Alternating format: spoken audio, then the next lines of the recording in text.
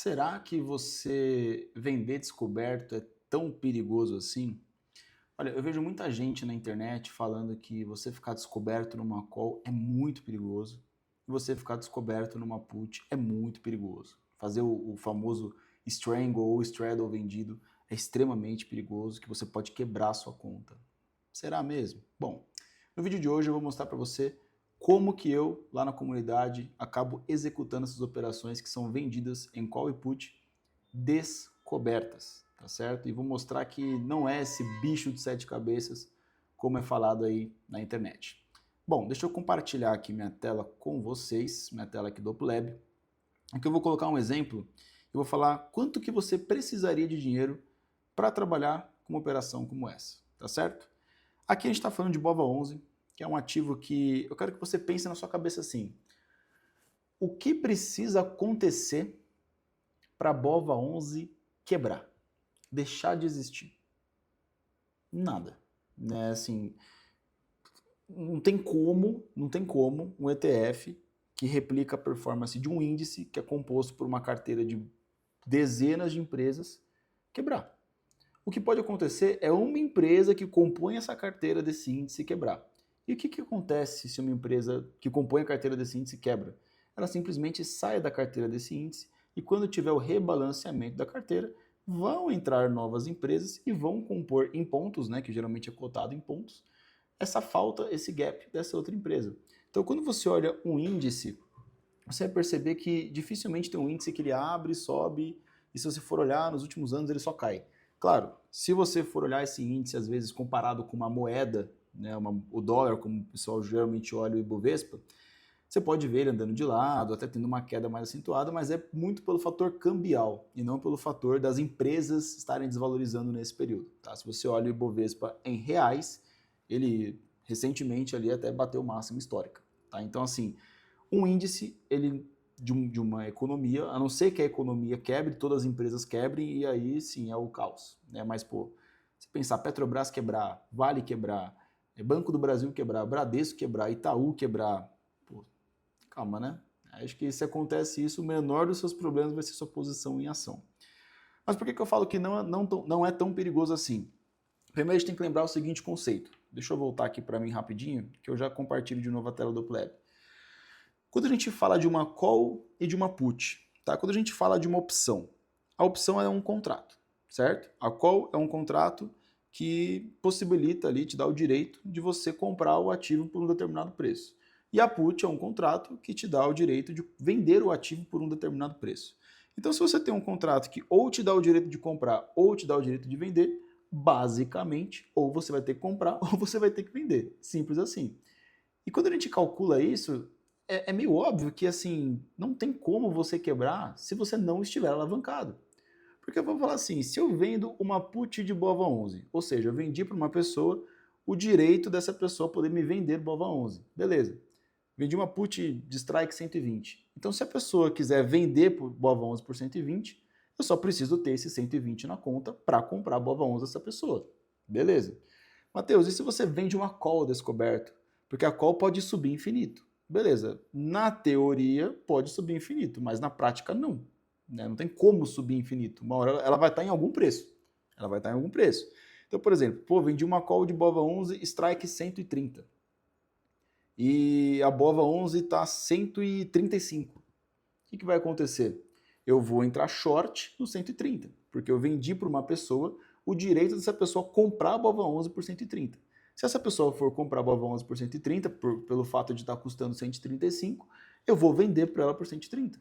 E aí sim, na hora que eu for sair da posição, eu preciso recomprar no preço de mercado, que seria o 135. Aí eu perderia esses R$5.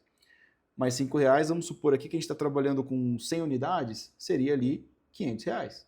Então, se você é uma pessoa que tem o valor de um lote de BOVA, vamos considerar, um lote não, que o lote do ETF é unitário, mas você tem a capacidade de ter ali 100 BOVAs, que seria mais ou menos R$12.500, se você trabalhar com um lote de call e um lote de put, você não vai quebrar. Eu falo um lote, mas considera por 100, tá, galera? Considera por 100. Eu sei que ETF é unitário, mas considera por centena. Você não vai quebrar. Até se você for trabalhar com 2 lotes descobertos, você não vai quebrar. Claro que o prejuízo começa a ficar mais agressivo. Eu, particularmente, não recomendo a gente trabalhar de uma forma alavancada, tá bom? Então, acho que a gente tem que trabalhar sempre dentro do Notion, que a gente tem ali.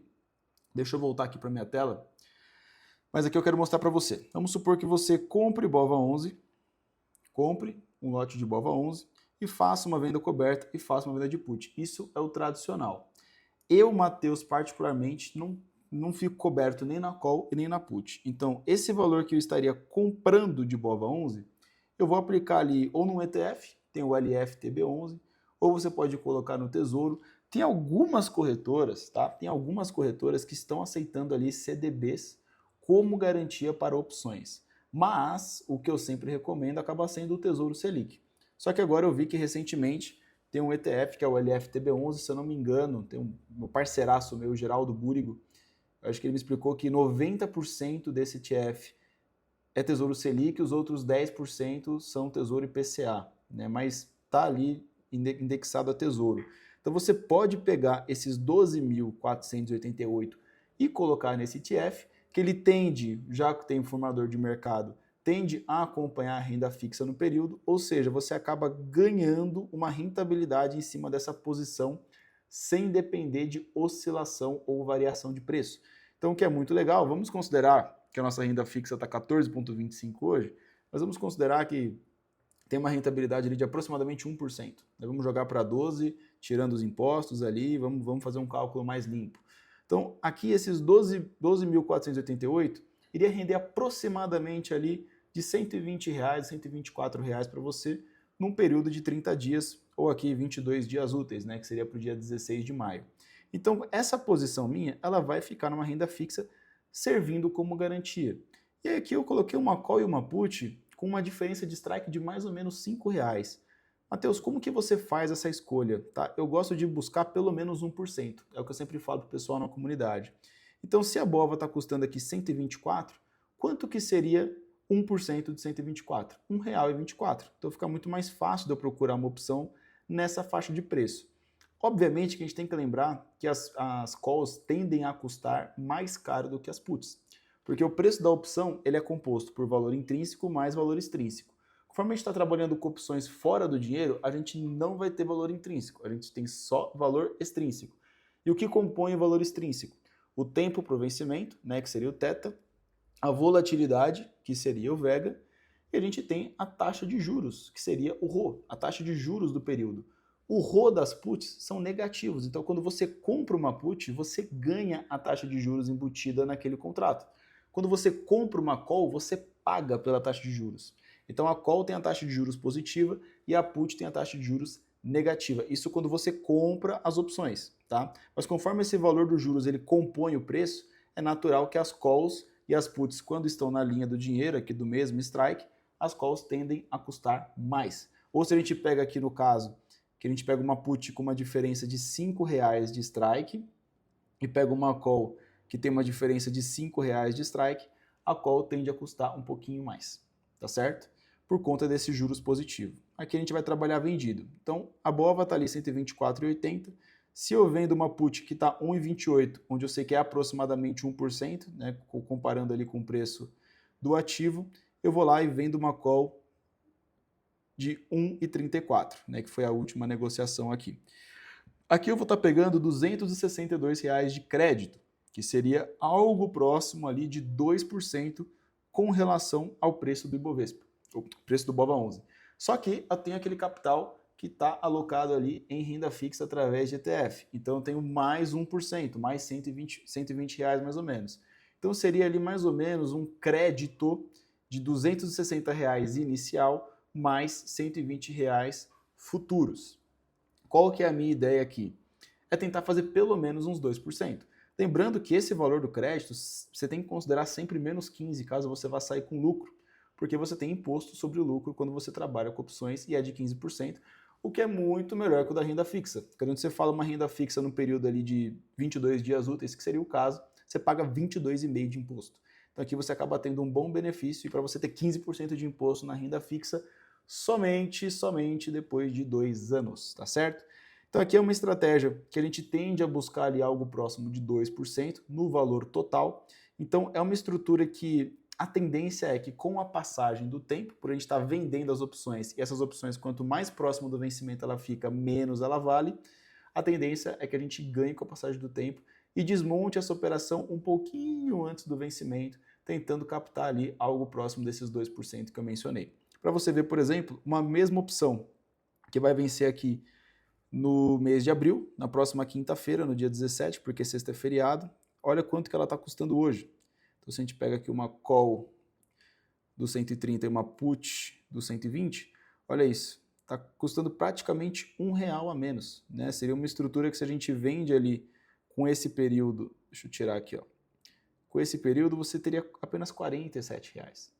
Né? Claro, a gente está considerando aqui 4 dias úteis, mas você viu como o preço da opção diminui muito com a passagem do tempo. E aí seria ali o momento para a gente desmontar essa posição.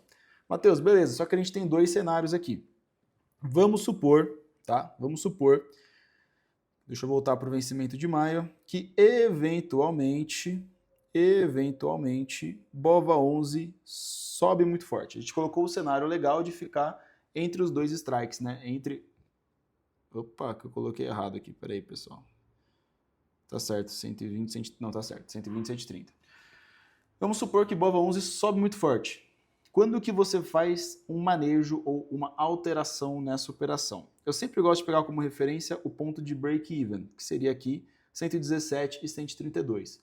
Como que a gente calcula o break-even? É muito simples. Eu pego o crédito total que eu recebi, que seria de 262, e divido pelas unidades de cada lado. Então, por exemplo, se eu for para baixo, eu estou com 100 unidades, se eu for para cima, também 100 unidades. Então fica muito mais fácil quando a gente tem o equilíbrio nas posições. Se eu for considerar dividido por 100 unidades, daria R$ 2,62. Então, para eu saber meu break-even, eu coloco R$ 2,62 abaixo do 120 e R$ 2,62 acima do 130. Então, meu break-even ficaria aqui R$ 132,60.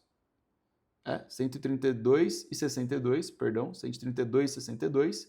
E para baixo ficaria 117,38. 120 menos 2,62, acho que é isso. Isso mesmo, ó. 117,38 e 132,62. É assim que você calcula o break-even, porque é o lucro que você tem para consumir da posição caso comece a entrar no dinheiro as opções. Porém, eu já considero um tipo de manejo se ultrapassa aqui o meu preço de strike da opção. Então, se BOVA vem aqui na casa dos 120, eu considero já fazer um manejo, ou se sobe aqui na casa dos 130, eu considero fazer um manejo. Qual que é o manejo que eu costumo fazer? Se BOVA cai lá para 120, essa minha call aqui, ela vai desvalorizar bastante. Então, se eu vendi ela por 1,34, provavelmente ela vai estar valendo ali 80 centavos, 90 centavos ou até menos, né? Depende ali do quanto tempo demorou para poder cair. Então eu zero essa call e ponho esse dinheiro no meu bolso. Essa put aqui, provavelmente ela vai estar no prejuízo, né? Se for algo que tem um movimento muito rápido. Então eu consigo fazer uma rolagem no crédito, porque na linha do dinheiro é o melhor momento para você fazer uma rolagem, é o momento que você tem mais valor extrínseco na opção, perdão. Então, eu rolaria essa put do 120 para uma put ali, provavelmente do 118, do próximo vencimento. E o que mais que eu faço? Vendo uma nova call.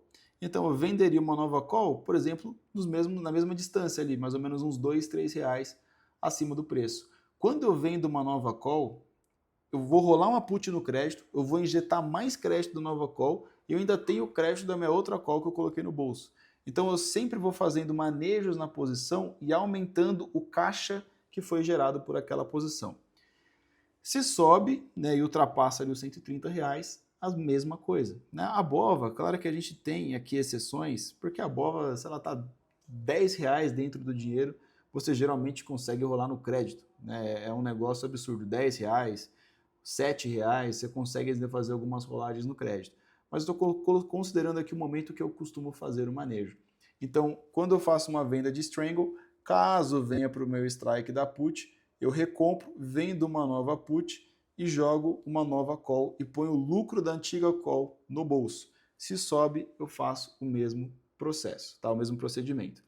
Às vezes, quando está muito próximo do vencimento, como já aconteceu com alguns clientes, eu falo para a pessoa simplesmente rolar a put e deixa a call virar pó. Porque às vezes a call ficou muito fora do dinheiro, nem compensa, a put está super tranquila para trabalhar. E vamos colocar ainda o cenário mais caótico, né? Putz, disparou, subiu muito, não tem o que eu fazer, Matheus. E agora? Você vai comprar o ativo. Simples, você vai comprar o ativo. A BOVA volta. Como eu falei, ela é um índice. Uma hora ela vai voltar no preço. E se não voltar, você vai ficar vendendo call até não aguenta mais. Você vai ficar pegando prêmio todo mês. Você vai estar coberto pelo ativo. Se cai para o lado da put, você compra o ativo. Matheus, e se cai para o lado da call, compensa eu entrar short? Não, não compensa você entrar short, porque BOVA cobra uma taxa de BTC, que é uma taxa para você poder ficar short, um pouco salgada. Agora, se você está numa Petro, se você está numa Vale, às vezes compensa você ficar short no ativo e com o dinheiro que você vai receber do short, você compra call para o próximo vencimento. Então você trava o seu risco. Você pode até comprar call 2 para 1, tá? Pô, entrei short em um lote de Petro. Entrei short, vou receber aquele valor do short na minha conta. Pegou esse valor do short, você vai lá e compra 2 vezes call. Se a Petro continua subindo, você ganha dinheiro. E se a Petro despenca, Matheus, e cai muito forte, as suas 2 calls viram pó e você ganha no short. Então, assim, tem várias alternativas que você pode usar ali no seu dia a dia, nas suas operações. Só que você, assim, dificilmente vai conseguir pensar isso do nada, né? É importante entender, de fato, qual que é o seu objetivo com aquela operação, se é gerar taxa, se é adquirir o ativo, se é só fazer um hedge, para aí sim a gente conseguir desenhar da melhor forma possível. Fechado? Se você curtiu esse vídeo, se você gosta do mercado de opções, deixa um like aqui nesse vídeo, se inscreve no canal que vem bastante conteúdo pela frente. Fechou? É nóis, forte abraço.